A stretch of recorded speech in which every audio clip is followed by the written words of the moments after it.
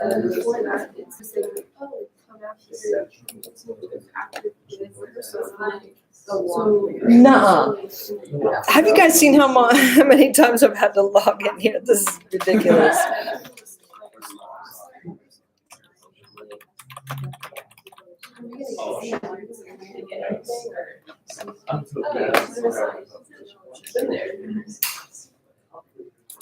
I was raise my hand.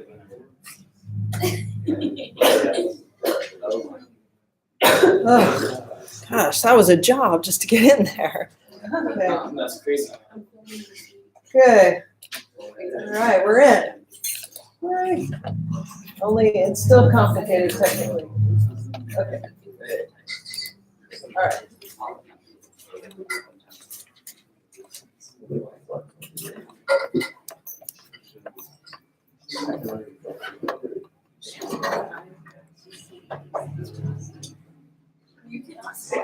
All right. Good. Your sign-in sheet going? I've kind of made a mess up here. Hold on. I'll move all those.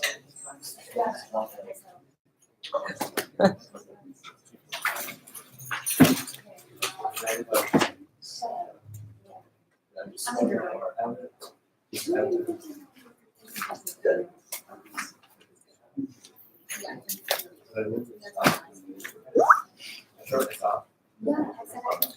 Okay.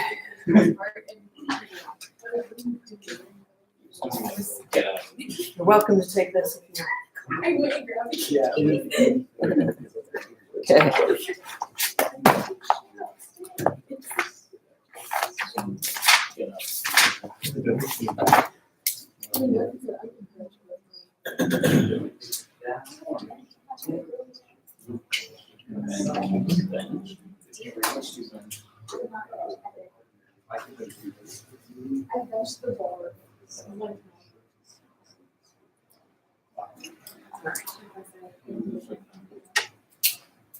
Okay, how are we doing?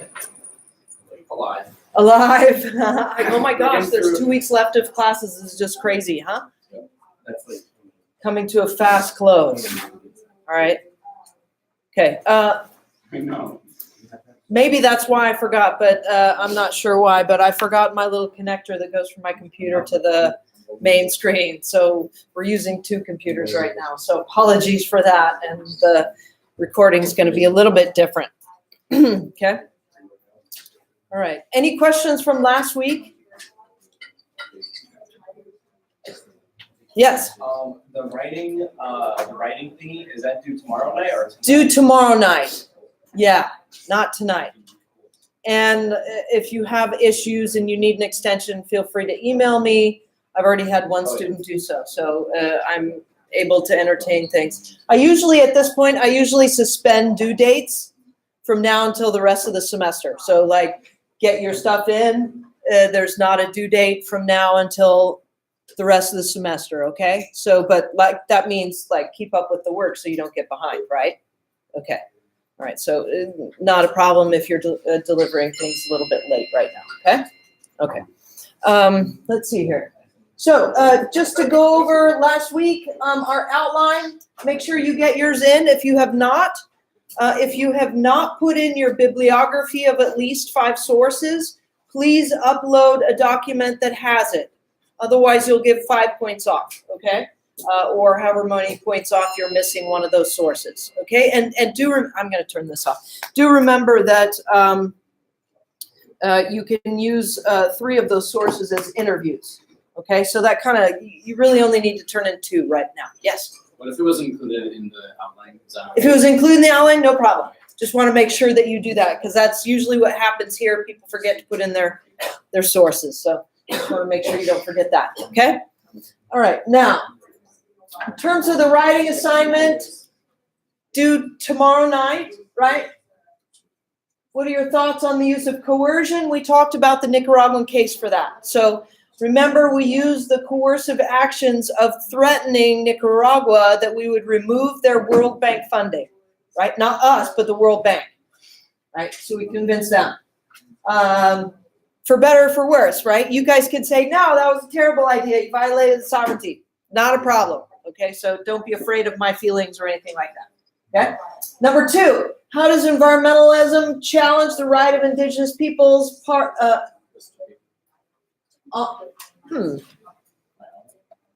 in park and conservation areas? There we go. Number 3, what international legal structures have been used to litigate indigenous human rights? We covered that for the past 2 weeks, right? I think we're pretty clear on that. And number 4, what were the final findings of the tribunal? Can we just briefly state what were the final findings of the tribunal? The apology resolution.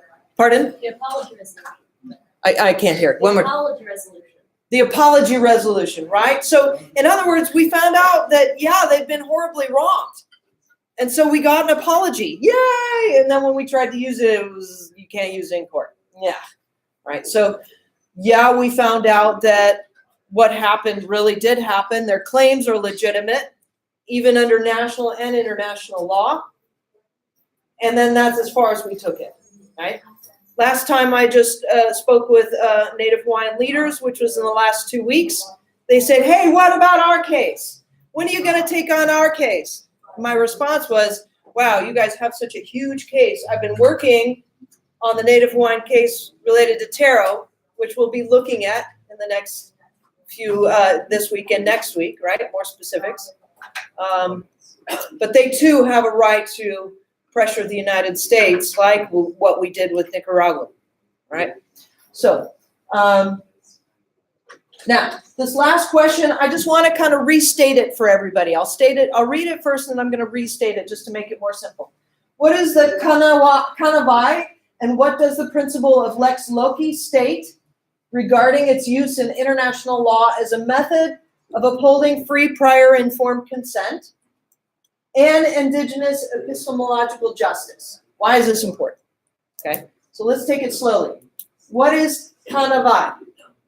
Do we know what that is? Pardon?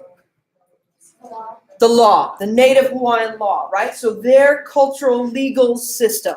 They actually have a museum of law. You can go in Honolulu. They have all of their ancestral laws written about, and how people were punished, right? And how people asserted justice under their traditional system. Pretty amazing.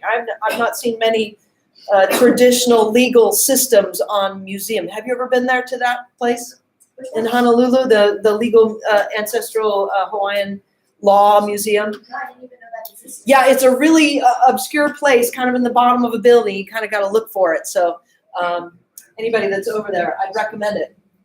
Okay, so their native law. So what is their native law, and what is the principle of the law of the land? Lex loci says, hey, if there's something that happens on that land, the laws of that land apply to it. Okay, so the local law, what does the principle of law application in a local place regarding the use of international law? This is complex. In upholding free, prior, informed consent. So in upholding consent or agreement to anything, right? And indigenous justice. You can just erase this word epistemological. That just means like their legal way of doing things, right? So why is it important, in other words, that we uphold the principle of local law and Native Hawaiian law for their consent as it relates to international law? Okay, so they're asserting in using this tribunal that international law has ignored their legal system. If we say their legal system is important and ought not be ignored, then that means their legal system needs to be respected and involved in international law. Okay, now they're asserting in the tribunal that that's exactly what they've done. They've proven under their law that they're deserved of some payback for violations of their rights. Okay, so if we involve their native law in a respect in terms of consent and how it needs to be respected in international law, then all of a sudden we have demanded all around the world that international rights are argued on the basis of their native legal system. Does that make sense?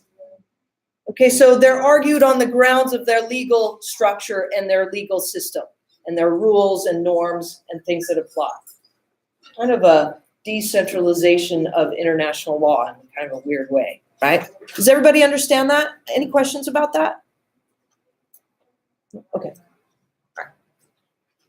So that's our writing assignment. Now, this week, peace and conflict negotiation. You've got one reading. It's from something that I did in 2014. It's in a book that was called Occupy the Earth, Movements in International Natural Resource Management. Okay, so you'll read about the case of the Mayagna, the details, how we did things, a bit about the history, okay, and we'll be going over that as well.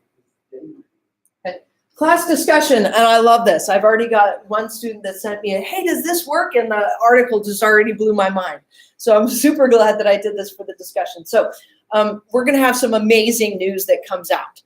Current news on Indigenous rights all around the world. It is just proliferating everywhere. So if you look, it's all over the place right now. So, and we'll take a look at some. All right. Now, the quiz is extra credit.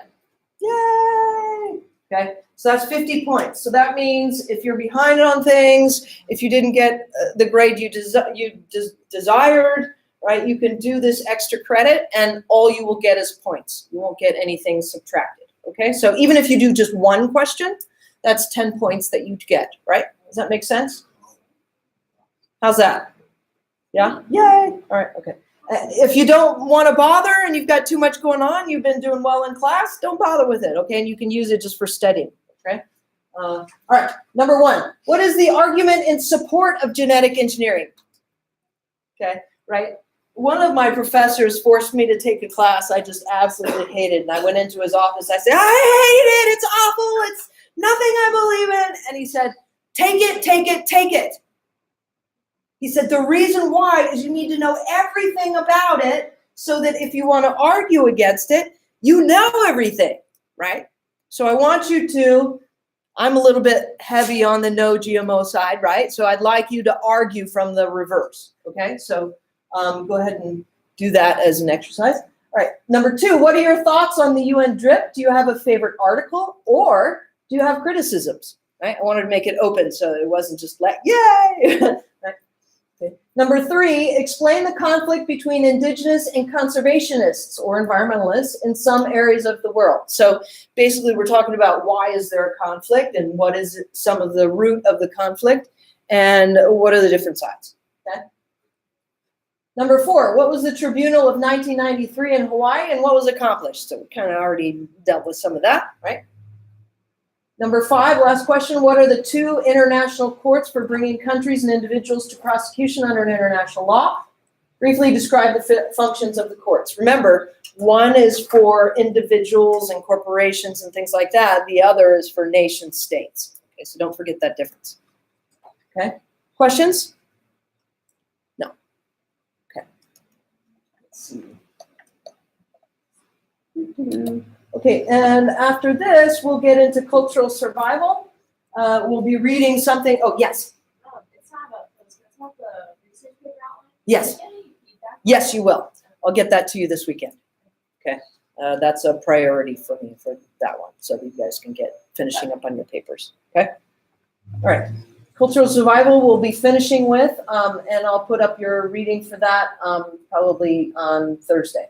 Okay. All right. Okay, so I need to, let's see here, get us up to the beginning, because we're going a different way today. You already announced the due date for the research essay. The research essay is due the same day as the final and the same day as any of your last assignments. That's April 24. Okay, everybody got that clear? April 24, deadlines, Okay? If you can't make it, panic, send me an email. Okay? Yes? The research paper is the final, No. right? No. Your research essay is what the outline is on. The final will be a separate exam. Okay? And it'll be just the same as your midterm. Okay? Yes? Are we submitting both those over Moodle? So you don't Yes. the printing or anything? Both over Moodle. If you have a problem, whatever, in any of your things, just send them by email, right? At the end of the semester, I do go down and I put all your names in my email and I do a general search on everything, right? So I pick up any classes that you might have missed by health reasons or whatever, okay? All right. Okay. Let's see. What? I'm getting confused about which computer I'm on. And let's kind of bring this sucker down. Oh, no, okay. Sorry, the screen here for our classroom is not working either, so now it's like doubly difficult for me. So I apologize. Oh my gosh, I can't even believe this. This is just ridiculous. Okay, all right. Wow, that took a while. So the first thing I want you to take a look at, and I can't even get this bigger for you. Normally I can go like this with my computer. I'm sorry. It's like really tiny. Okay. A couple of cases that we've been talking about. The Hawaiian case. The Mayagna case. Let's run over this. And the Israel-Palestine case. Okay. Any questions on any of these cases?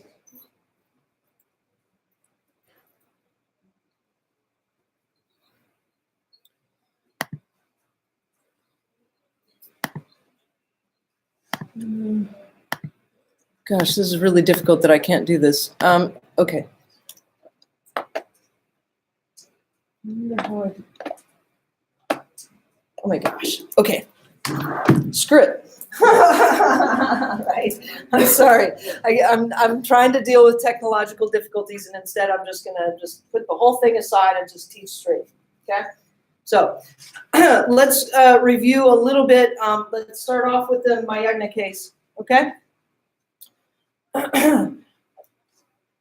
We had a law that was developed in a process of what we call conflict negotiation. Okay, so let's actually I'm just go like this for a moment.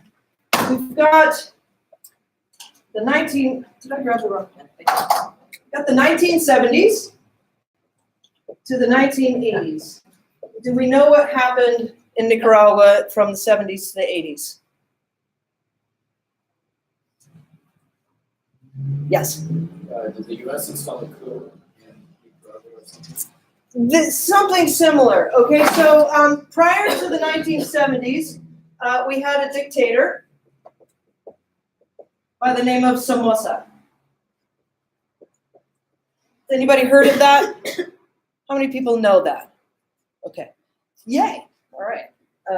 Unusual. Okay.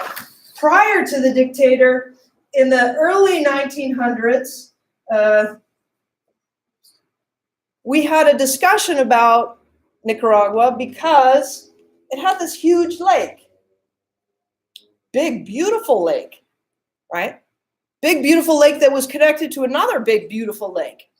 And it had rivers in between and rivers going out to the oceans. In fact, you could go to National Geographic, long time back, they had an article about sharks in the middle of Lake Nicaragua.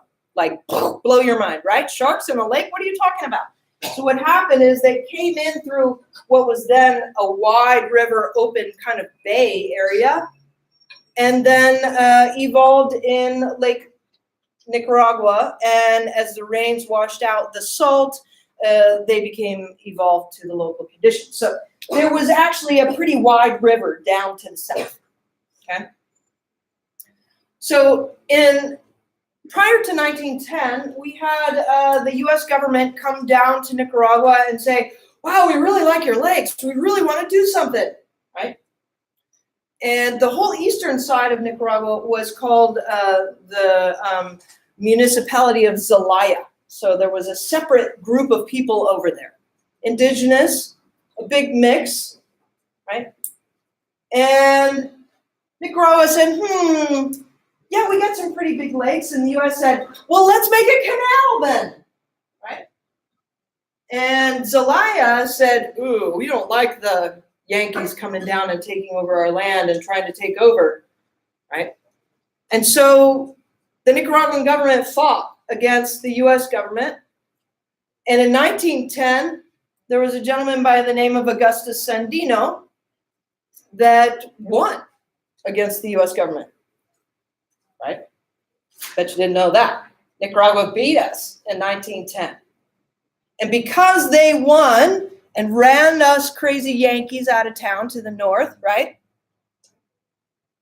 Augustus Sandino became a hero. Okay?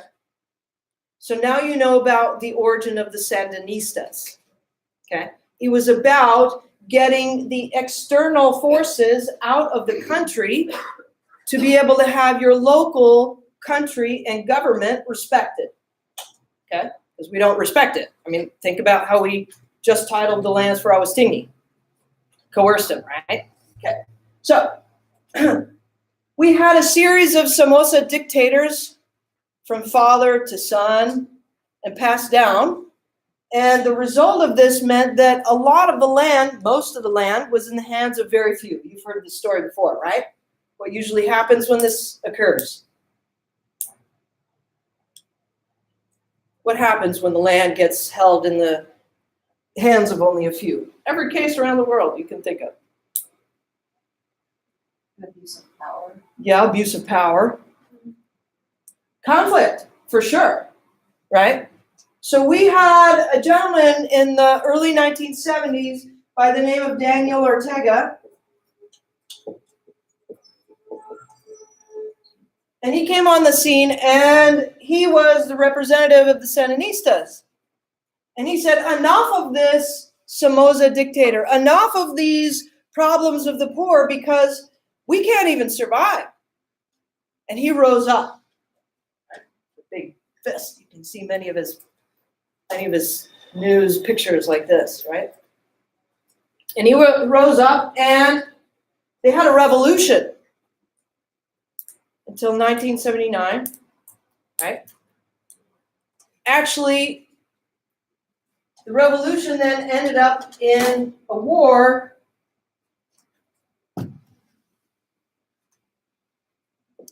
from 1979 until 1990. So technically it was a 10-year civil war. Okay, now let me tell you about what happened during this period. During this period, Daniel Ortega, now president, right, came up with something that he called reincorporation. Okay? It was an attitude toward the indigenous people. He said, we're going to reincorporate the indigenous people into the national character. What does this sound like? Exactly. Okay, so these were policies that were really, really old approaches to indigenous people.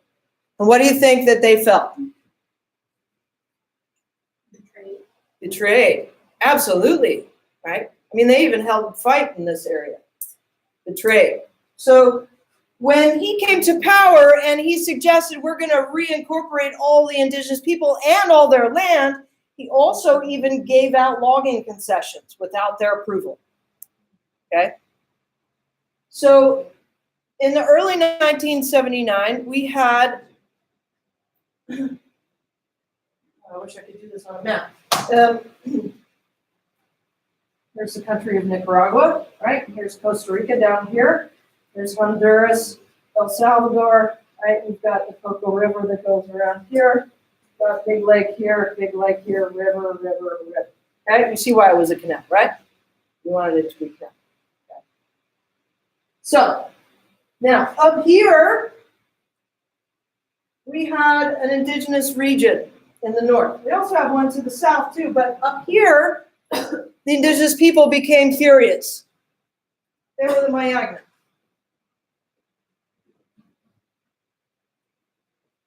And the Mayagna partnered with the Miskitu,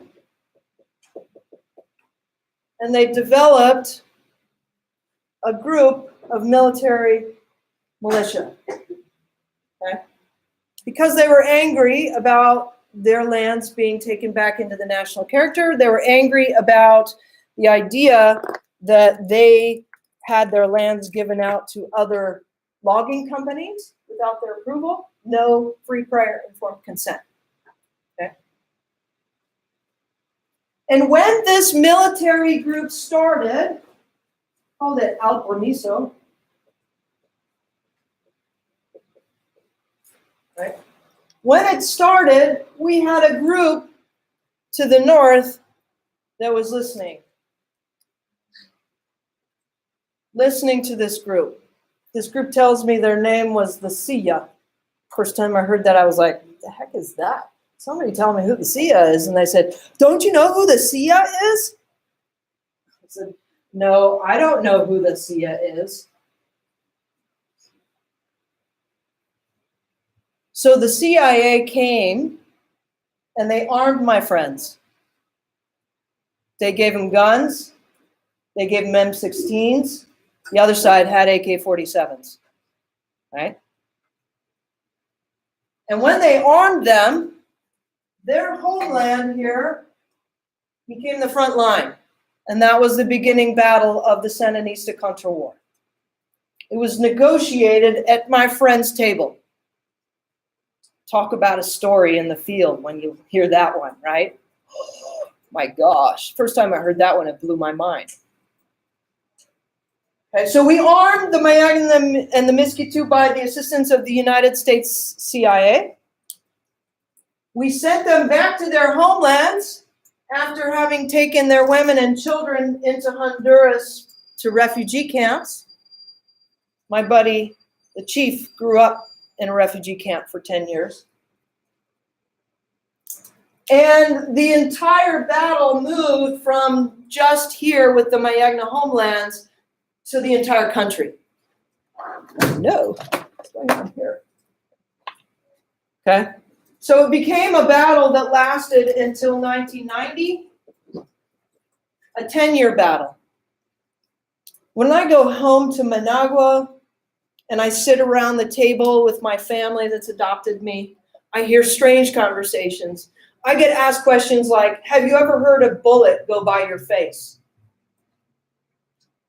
I hear about my dear younger sister, only a few years younger than me, that says that she learned to count using bullets.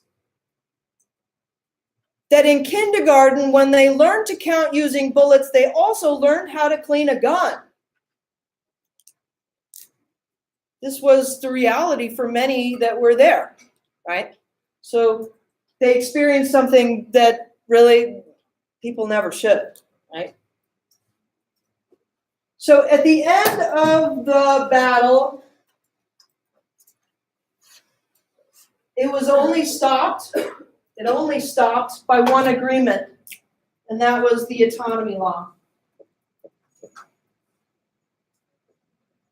It was technically like a ceasefire, okay? So it wasn't a peace negotiation. It wasn't, all right, we've all agreed to lay down our arms. We didn't have amnesty there. We didn't have the UN there. We didn't have the Blue Berets or whatever you say.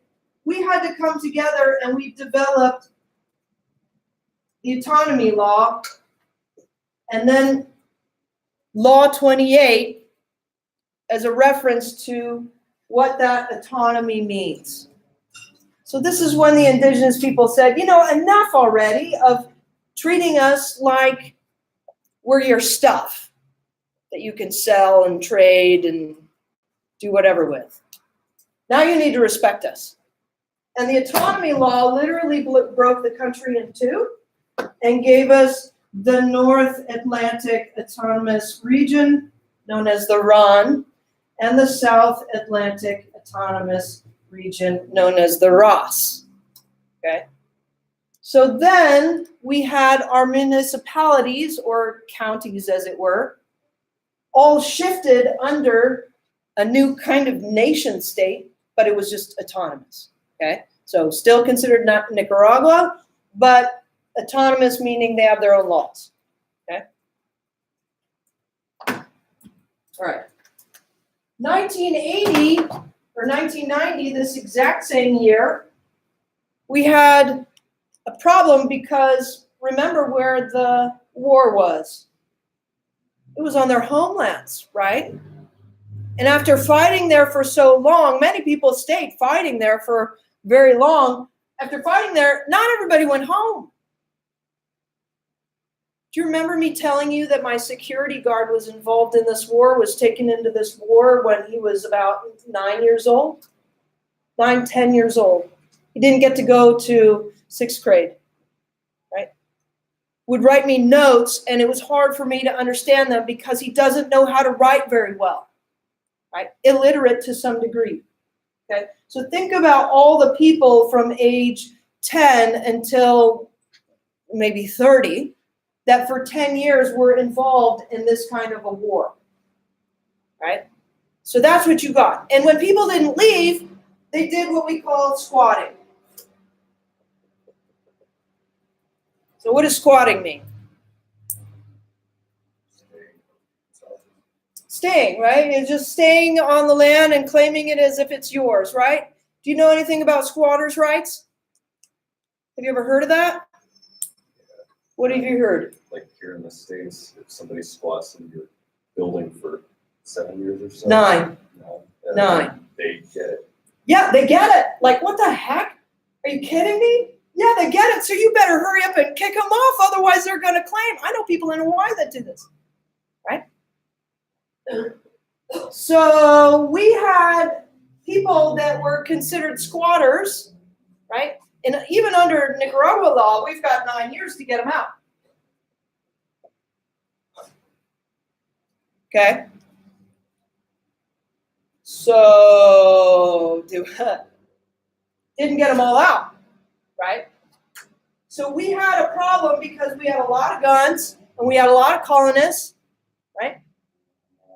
And what we ended up doing was we were asked to develop a park.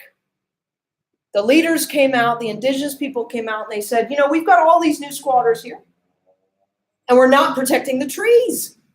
Let's make a park so we can protect the trees, right? So 1990, we had the president. She was elected by 13 parties that got together to elect her, right? Violeta Chamorro. She made a decree and announced the legality of the Basawas. Okay? Yeah, it's a park. Within a few years, we had it identified as a UNESCO park, which meant we got money. Of course, it also meant rules, right? And I think you know that starting in about 1991, we developed a method on documenting their legal right to land. Okay? So, little bit about that legal right to land. Gosh, I wish I could just expand this. Okay? First, we studied the historical background, got as much of an identification of the area legally as we could. We had to go to all the registries and pull all the titles and all the history, including agrarian reform, where people say, oh, we're gonna rearrange how ownership goes, right? So we had to pull all the history of all the titles. We then had to talk about who was legally in charge of the group. We found there were 9 territories of Mayagna, 7 that were organized enough to get started with. All 7 now have title, right? The last 2 are struggling. Okay. So we had to figure out who are the leaders, what are the communities, how many people are there, what's the structure of the community, are they bilingual, are they educated, what's going on, right? So we got all the data that I've been telling you in class, right? When I say they're 74% dependent on the forest, this is part of the data collection that we got, right? Trying to figure out how the legal structure for property is in country led us to writing a law called 445. We found that Nicaragua had no way to be able to recognize indigenous people, nor did they have a way to recognize how to give land to people, right? So we had to first define who indigenous people were. That's weird. Remember we had this UN working definition? Do you remember that? We went over it, said distinct this, distinct that, distinct, you remember?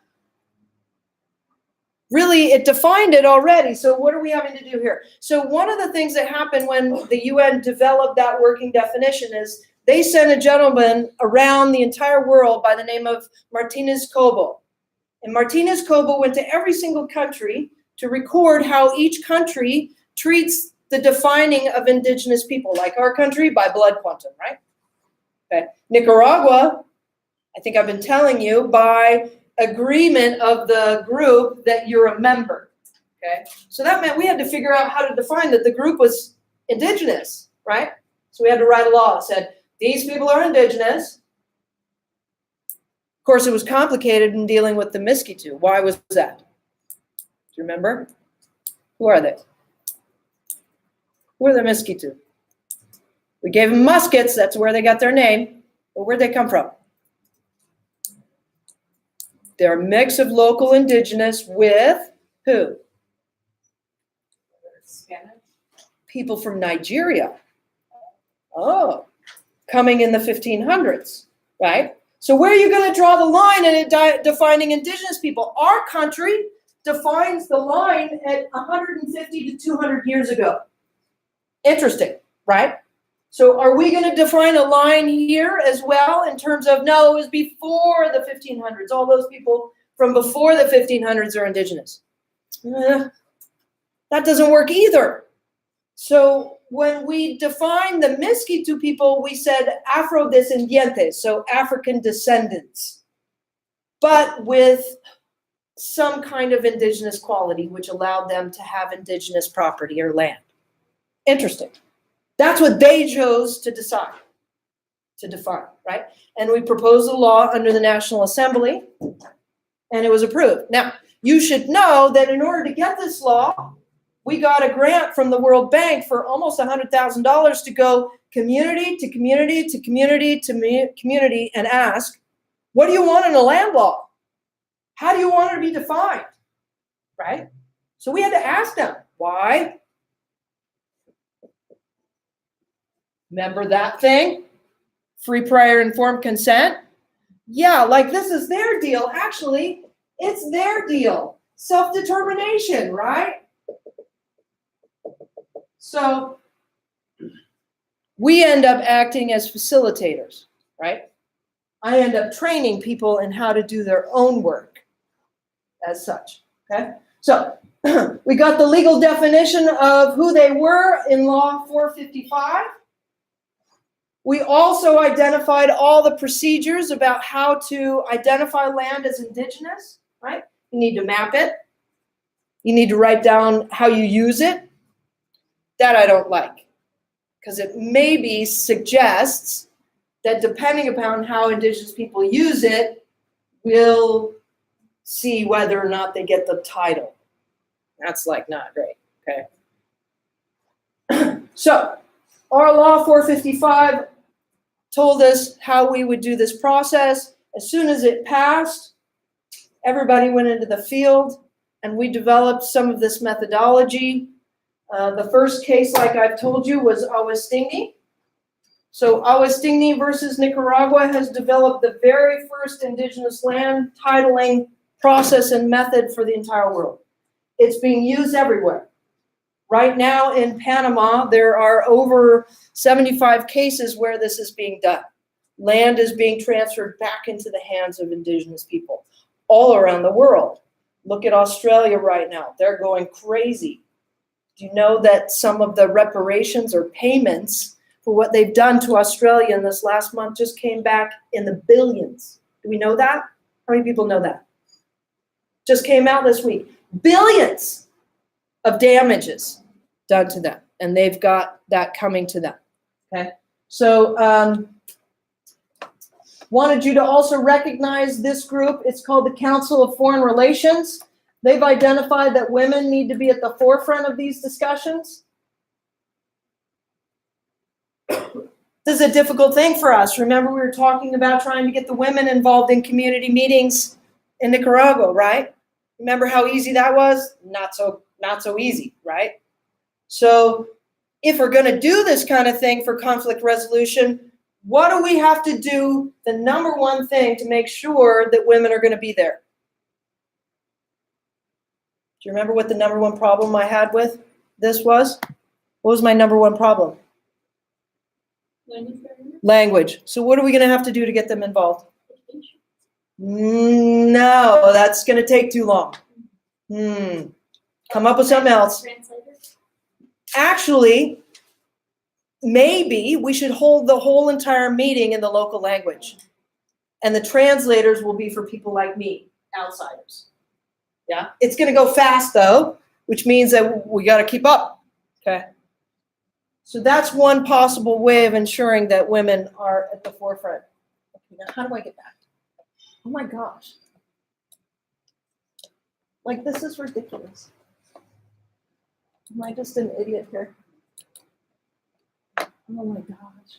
Oh, it's back there. Yay. This is really silly. I'm sorry, it's taking so long.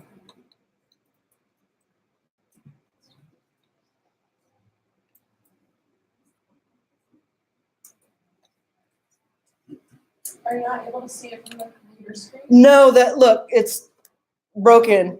The whole thing is broken, so I can't see it from there. And I lost my connector from my computer. So I'm like working on two computers at once. It's irritating. It's really kind of difficult. Okay. Also, I wanted to bring your attention to this idea here about rules of war. Do we know that there are rules of war? Okay. And then we should know then that the International Committee for the Red Cross is the one that is known to both hold the rules of law for war, it sounds really weird, and also to monitor. Okay, so internationally, the Red Cross is part of monitoring conflict and what's happening. So for reports of human rights violations and the like, that's the group that we're looking to for that. Okay, all right. So gather my thoughts here for a moment. So we've been talking about the Nicaraguan case. We've been talking about the establishment of the park. In 1990, we know that Daniel Ortega was beat out by Violeta Chamorro that came in and helped establish the park, right? After her, we had 3 different presidents. You would consider them conservative in our eyes. They would call them neoliberals, right? And they called for a lot of investment. So a lot of investment happened. There were lots of claims of corruption. The gentleman in charge of the Department of Finance or Ministry of Finance was arrested. One of the presidents was arrested, thrown in jail. Then he got into house arrest, country arrest. It was all weird. Now they've been talking about him rerunning again for office. It was amazing. Okay. In the process of those presidents, Daniel Ortega ran again. And as soon as he was elected for the second time, he changed the Constitution so you could be elected as many times as you want. Okay. This is kind of our warning sign. Uh-oh, something's on the scene here. We might be concerned. There might be a dictator, right? The very next election, he partnered with his wife. The last name is Murillo. And they won the most recent election. Okay, so that's who our president and vice president are. You know what happened in April, correct? What happened in April last year? Ortega said something. Remember? It was in relation to the payment of what? Does anybody remember? No. Oh, Social Security. You should remember this because this starts in a lot of different countries just like this. Oh, Social Security, you're going to have to pay in more and you're going to get less, right? And we had riots, okay? So the whole entire country really has fallen, right? We've closed over 37 banks in the last month. People are starting to turn off their utilities because they don't have jobs, they don't have money. Others are starting to skip meals. Do you know anybody that skips meals for money? You know people that skip days, okay? It's getting serious, right? And now we have something that happened with the Indigenous, okay? The Indigenous were told, the Mayagna specifically, I only know about their case, I assume that it happens elsewhere. Mayagna were told that, oh wow, they're going to be able to have some funding this year when they've never been giving funding anywhere, anytime. Nobody ever gives them money. Not like this. Ortega government says, we'll give you money, and you're not allowed to talk about land. You're not allowed to sue. You're not allowed to be in the news. What just happened? Yeah, bribery, blackmail too, huh? Okay, so we just got blackmail. And that means anything that they do, we should expect to lose this, right? Last year was the first time that they received this. Now,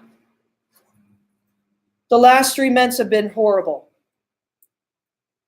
The last 3 months, we've seen colonists at the encouragement of Ortega flooding into the Basuas.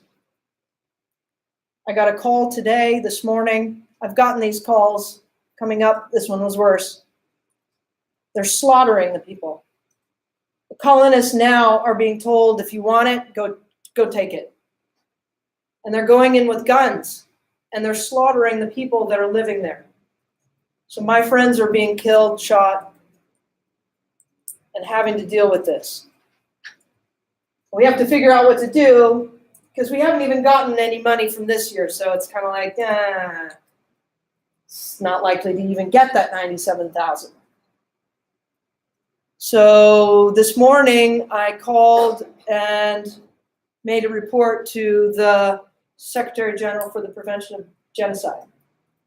So we've officially submitted our first genocide report on the Mayagna people. And I was floored at their reception. I got an email back within 5 minutes. It's pretty unusual.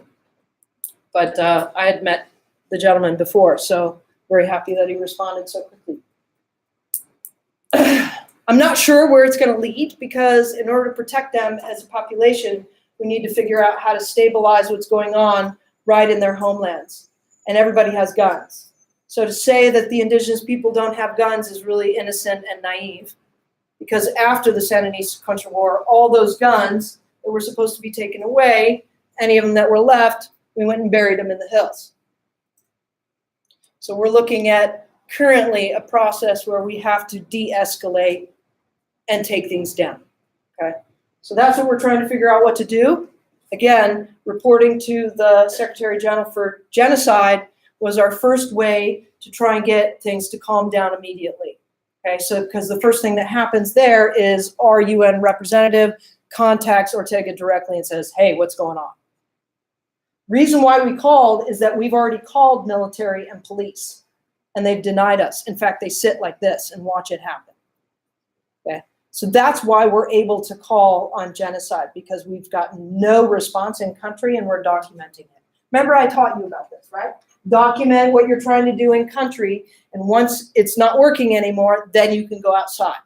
We're not going to wait to go to the Inter-American Human Rights Court. We're just going to go straight to the UN because it's so pressing. Okay, so that's where that case is now. Any questions? Okay. Last week, the violence was tipped off even further because the Nicaraguan government reported, remember that I told you about the amount of cutting that we had surmised has happened in the core conservation zone of the Boswas. I think I said it was around 20%. Yeah? So that was a figure that was taken 5 to 10 years ago. We just got last week a report of 70%. My friends are calling and telling me that what they're doing is they're cutting down all the trees and then they're hunting all their animals so that they can't eat. They're burning all their crops as well so they can't survive. Why would they do that? Once they've got the land, it can be good for grazing cattle. And that's what their biggest industry is, beef, right? Any questions about that? No. All right.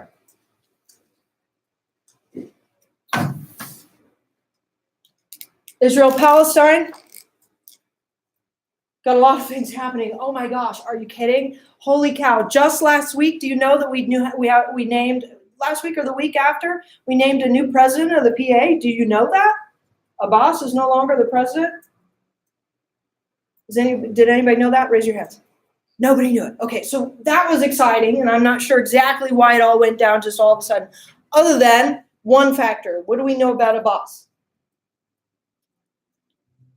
He's getting old. Do you know that? There's concern that things will collapse, right, if he dies. So this is an attempt to make sure somebody's there, and if his health goes down, it's not going to collapse just because of one person's health, right? So that happened about 2 weeks ago, right? And in the news this morning, they say the full government and the ministries and the individuals in their positions will be completely installed by the end of this week. Anybody else surprised by this timing? What else is happening? Do you know? There's something like, I reading an article about Netanyahu, Bibi? Netanyahu, Yeah, uh-huh. He was trying to persuade like undecided voters. Yes, last minute. Okay, so we can go a week back first, right? Like what happened a week ago? Trump was involved in it. It's an area that starts with a G. Which one do I get back started again? Okay, so the Golan Heights was annexed. You can go online and see different kinds of YouTube videos about the legality of annexation versus not. My understanding is that it was won in battle, and so it's been legally annexed because of that. We've got some disagreements with this, though. We've got some people that are criticizing Trump and others for taking this aggressive stance. Okay? Yes? Are the Halifax, isn't it like a refugee area? I don't believe so. I believe the refugee area is on the other side. But there is a gate there that's known as the Good Gate. Have you heard of this? So there's been a lot of ISIS fighting on the other side of the border and people running down this way. So the Good Gate was open for a group that was being protected against ISIS in Lebanon, actually. And a fairly large number of people came across, maybe in the last 2-3 years. So that might be the group that you're talking about. I wonder, because they might be considered refugees, but then now they're inside Israel, so there might be some designation of that. Let me know if you have any more information on it. I'll look it up. Okay. So that happened, and then, like you said, we had Judea and Samaria that were promised for annexation, right? And promised why? Why did he promise? Who knows why Bibi just promised annexation of Judea and Samaria? So you could get votes for Get elected. Right. Okay. So we don't know what happened. It happened today, yesterday-ish, right? We probably are not going to know the results until tomorrow morning. We're getting both results. We're hearing that both Gantz and Netanyahu, they're both claiming win. So we don't know who won, right? We have social media video of Benjamin Netanyahu sitting at his desk saying, oh, thank you, talking to people on the phone. And then we have news coming out about Gantz saying that he won by a small margin. So we really have no idea who won, right? Now, what does this mean?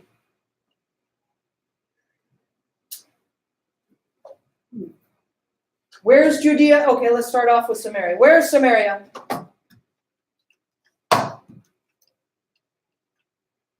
Holy crap, really? Where's Judea? Do you know why I say holy crap? Because you just got snowed by the media, didn't you? No idea what Judea Samaria is technically. Really? There's nobody in the room? Huh. Now you get to see how media works. Oh, maybe I should be.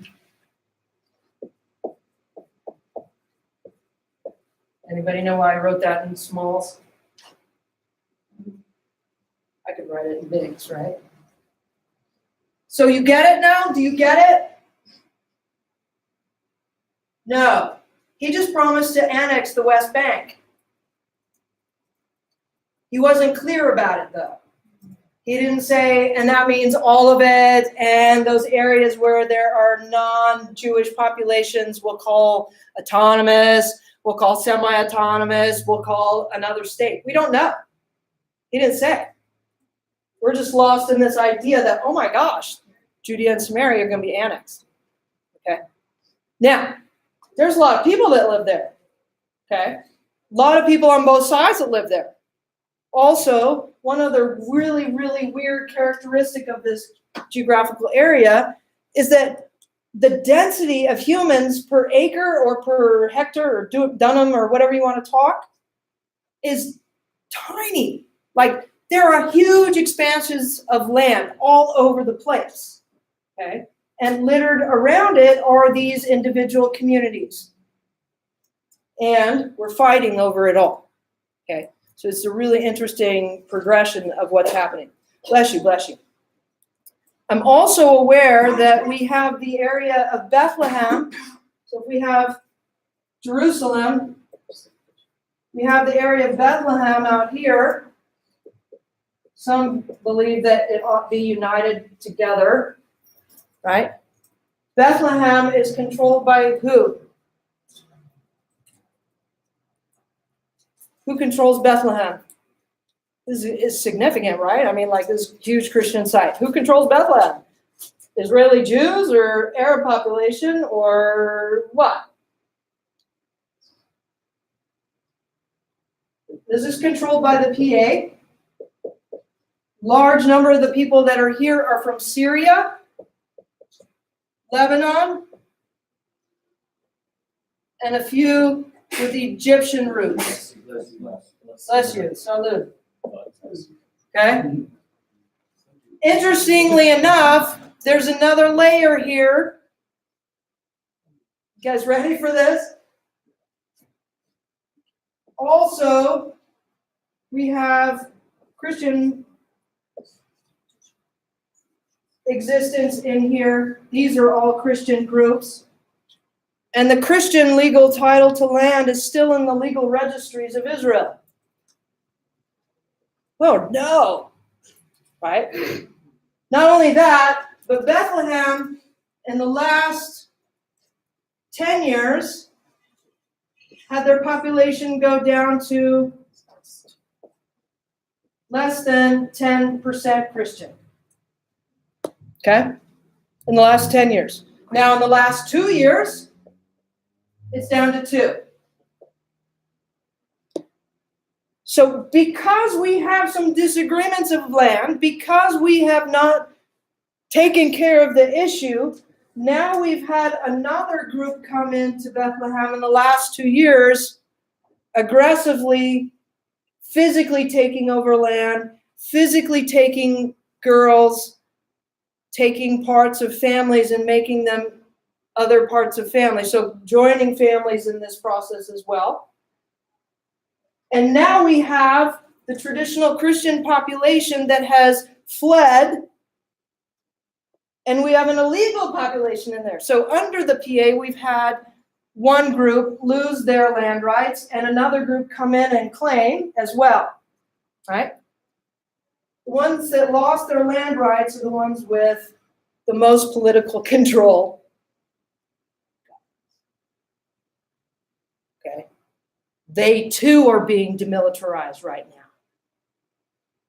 Wow. Okay. So a lot is happening. At the same time, we also have Jerusalem, Bethlehem, and we have another area over here, well, maybe it's a little bit down this area, called Gush Etzion. How many people have heard of that name? No. Gush Etzion has an area that's called Terrorist Circle. It's said that when you drive in that area, there's a little zocalo or a medium that you go around, right? That there's a lot of death that happens on all sides. Okay? So now we have an area between Bethlehem and Gush Etzion that people are both moving into. So if we don't hurry up and get going on negotiating peace with these guys, it's going to get real ugly, right? It's already been real ugly, right? Only we're talking about a higher escalation on all levels. So we're talking about dealing with this issue on the level of Indigenous rights. We're talking about dealing with this on the level where we're not having the influence of outsiders to tell people what to do. It's kind of a new revolutionary approach, although people have been talking about it for years. So this is something that we're in the middle of, and in the next couple of weeks, you might hear some news about stuff that I've been up to, okay? And it's about bringing both sides to the table and being able to respect each other in the process, okay? So, kind of some amazing, interesting things there. Any questions? Okay. Just for your knowledge, in relation to my work, if people are interested in my work, please keep in touch with me. Send me an email if you want to be involved. Jennifer, we're doing some work together. I have 2 other students that I'm working with, one that'll be in Israel this summer. I'm going to need help in Nicaragua as well. It'll calm down first, though, right? And we've got the case of Hawaii, right? What time is it? We get into the case of Hawaii. Okay. So, you guys will read the case on Nicaragua. You should know that it will take you all the way through what I've just explained, right? And it'll also be real detailed on the methods that we used in our process. So you can start to take a look at that. I'm going to give you a website that has more of our methods, my methods.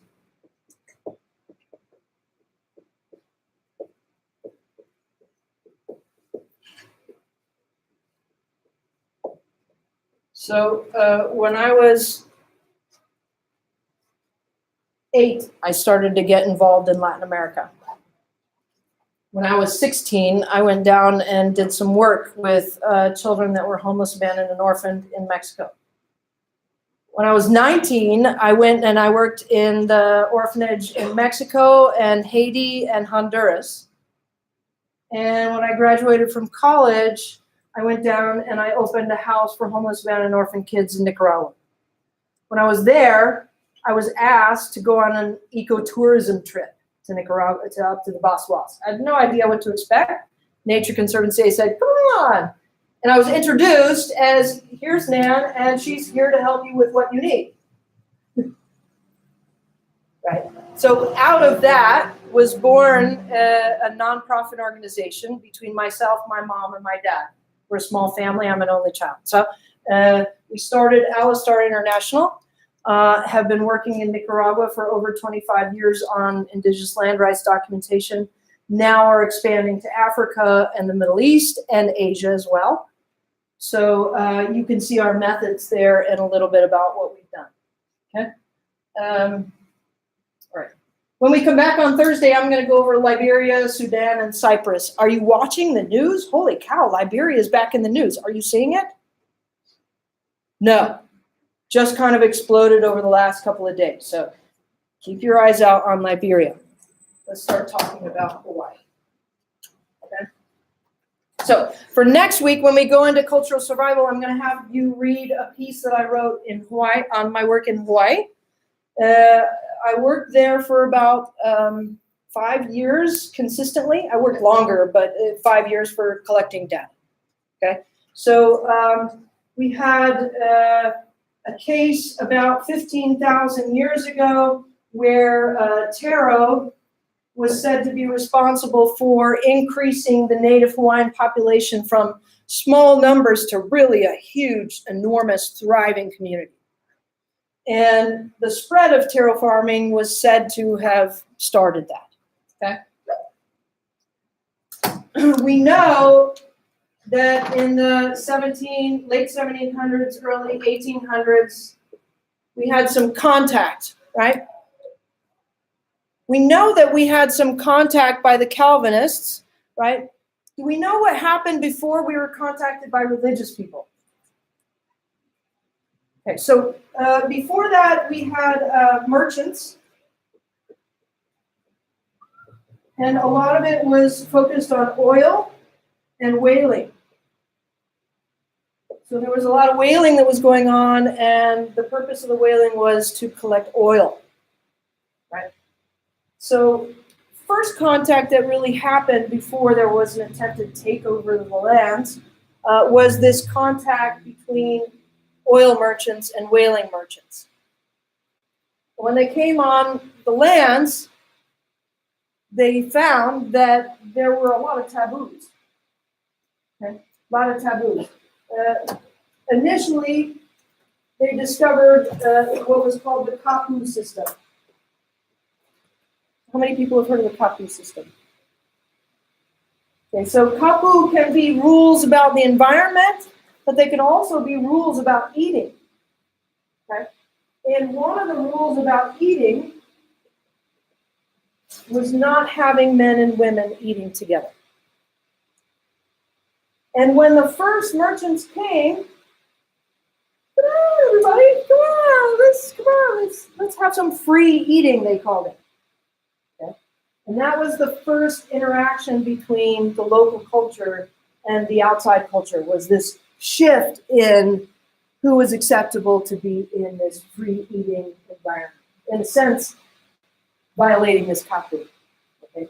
And ordinarily in violating the kapu, something would happen that would be wrong, but in this case, we didn't see anything dramatic initially, right?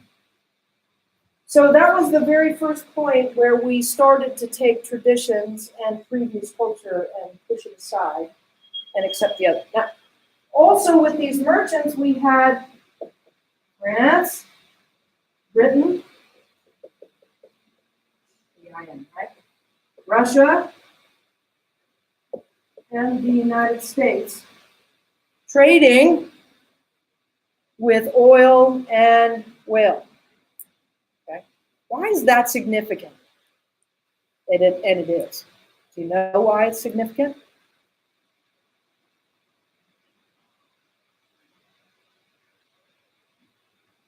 The United States government has continually claimed that they were not a sovereign nation. Right? They're not a sovereign nation. We didn't take it from them. They're not a sovereign nation. And one of the big bases in international law is that they actually had trade agreements with other countries. Maybe there was not an attempt to declare a nationhood, but they had arrangements with all these different countries in trade that recognized and was signed with the Native Hawaiian Kingdom as a nation. Because of this existence, they have rights under international law to be recognized as a sovereign nation. There are other aspects of it, right? They have a population that agrees that they're the authority and whatnot. But having this prior to interaction with annexation with the state, interesting words, right? They needed to dispel that, okay? All right, so that's part of our argument. In terms of my work, we had the U.S. Fish and Wildlife Service come in the 1960s, the late 1960s, and notice, hey, everywhere we look, all those things that we call water birds are gone. So there were about 6 species of water birds. They were all considered endangered. We had a goose that looks a lot like a Canadian goose. They call them nene. We had 2 types of mud hen, one that had a red beak, one that had a white beak. Had something called stilt that looked like they stand on really tall stilts, right? And a couple others, right? And they said, something's happening, right? Yeah, we've lost some of our wetlands to development, but maybe there's something else happening here. So they went to Hanalei, and in 1971, they bought the Hanalei National Wildlife Refuge. Okay? About 150 acres. Looking at the archaeological record, we have about 610 AD as a record of time for the furthest back that we have record for so far. Okay? So we found that the U.S. Fish and Wildlife, after buying this land, said, oh, well, we'll just remove the farmers. Now, you heard this in the Bassa Wells, right? Oh, we'll just remove them. And we said, no, there's 40,000, and there's like 150 total of 150,000 in the whole buffer and the center of the reserve. So that doesn't work. Their first idea as well was to remove them. Right? Next, they told them that they were going to have to follow certain rules and the like, right? So what we ended up doing is we ended up approaching the U.S. government and asking for the bird counts that they're legally mandated to take. So every month they're supposed to be recording bird data, and also every week they're supposed to be recording bird data. So that's birds per acre of each kind. Okay? So I asked for the bird data. They said no. No, like this is publicly available data, right? So I had to do something that's called FOIA. Does anybody know what that is? It's called the Freedom of Information Act. So you can go to any state government agency and say, I want your budget. I want your information about what you've been doing. And they say no, and you can get an NGO or an organization to submit what's called a FOIA application, which demands the data. Okay. So we demanded the data. And we got the data that was comparable. One set of data showed only lakes that they had set aside just for birds, no taro farming. Other data showed taro farming within their areas with their restrictions. Then we took our data. All the taro farmers, they collected their own data. I went with them on a regular basis to check and make sure they're getting those numbers, right? We compared them. We found that the taro farmers were providing habitat to at least 1, maybe 2 more birds per acre than what they were doing at the Fish and Wildlife. Not only that, but in the middle of it, I think I told you before, 3 Hawaiian families that had ties that far back were removed because they were cleaning their irrigation system. The state claimed it was an archaeological site. Because they were disturbing that archaeological site, they were removed, and the wildlife refuge grew up to here in grass. No longer birds. Okay? So it was interesting to see that in fact, the Taro farmers had a larger number of birds per acre. Next thing that we wanted to know was, hey, if we can rely on these people to care for birds, maybe there's a way to save money on environmental management. Maybe they should be given the recognition, right? So we had to look at how this was going to work, right? How were they going to be able to manage this economically? Was it viable? Okay. So collected data on economics, and I found out that there's about $17 to $20 per hour in terms of their rates. I think that's pretty good. Yeah. Comparing that with other local available jobs, that was pretty darn good. In fact, if you're a full-time farmer, you could make up to $150K, maybe more, if you had a lot of acres. That's pretty impressive. So environmentally, great. Economically, great. All right. Is it something that we can rely on? Possibly.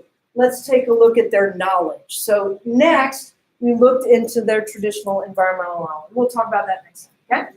Right. Okay. I'll see you on Thursday.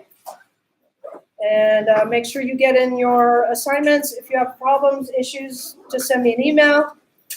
Okay, propose another date. And if you didn't sign in, make sure you do.